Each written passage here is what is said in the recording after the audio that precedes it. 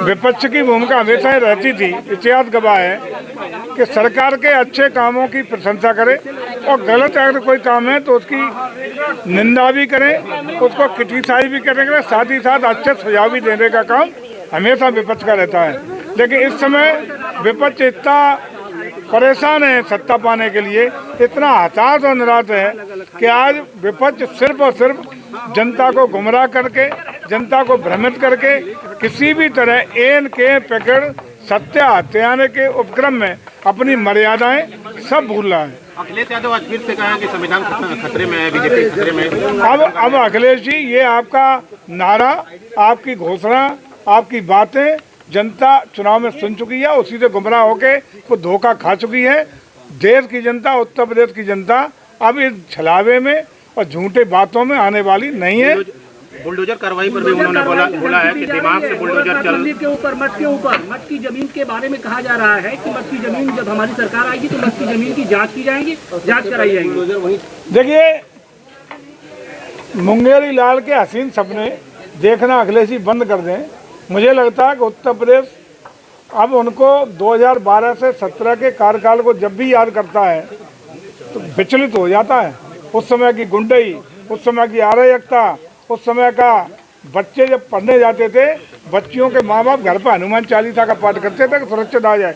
पूरे प्रदेश में अराजकता का वातावरण, दंगों का वातावरण और गुंडई का जो परचम अखिलेश जी आपने लहराया है वो जनता भी भूली नहीं है और आपको दोबारा सत्ता कभी देने वाली नहीं है। लेकिन वो कह रहा है कि बुलडोजर स्टीयरिंग का चलता है, स्टीयरिंग जनता बदल देगी। मुख्यमंत्री आवास का उन्होंने बोला है कि मुख्यमंत्री आवास का नक्शा दिखाया, कब नक्शा पास हुआ है बुलडोजर एक्शन के? देखिए, मैं समझता हूँ कि अखिलेश जी को धरातल पर सही और तथ्यात्मक बात करनी चाहिए। बौखलाहट में इस तरह की बातें, अनर्गल बातें नहीं करनी चाहिए और अनर्गल बातों से उनका अपना वजन और कर घटता है। वो अब इस समय उत्तर प्रदेश के क्षेत्रीय पार्टी के अध्यक्ष हैं और बहुत जिम्मेदारी के साथ बातें करनी चाहिए। अगर 5 कायदात मार्ग का जिसमें सीएम रहते हैं, वो किसी एक पर्टिकुलर मुख्यमंत्री का आवास नहीं है, जो भी उत्तर प्रदेश का सीएम होता है, जिसमें अखिलेश जी भी 12-17 के बीच में रहे, उसके बारे में इस तरह की छोटी टिप्पणियाँ करने से न बचना चाहिए। वो तो ये भी कह रहे हैं कि डीएनए का फुल फॉर्म नहीं बता सकते हैं, गवार जैसे शब्दों का प्रयोग मुख्यमंत्री जी के लिए किया जा रहा है। अब अखिलेश जी, मुझे लगता है कि बहुत छोटी हरकतों पे आ गए हैं। अखिलेश जी, आप इन बातों से आप पब्लिक को गुमराह नहीं कर पाएंगे।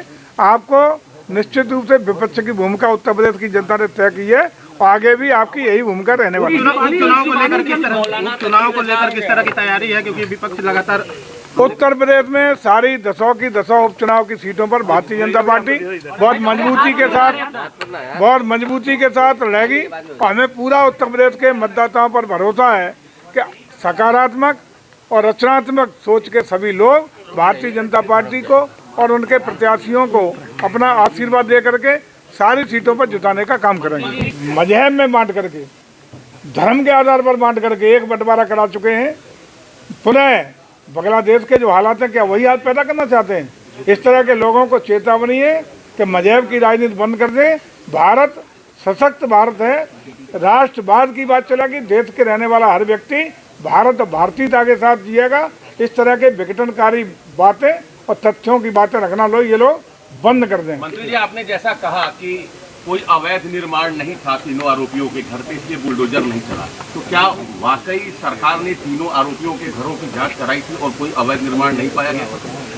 देखिए, मैंने कहा है जो दोषी होगा, जितना दोषी होगा, निश्चित रूप से कार्रवाई होगी, उसको कोई पक्षपात नहीं होगा।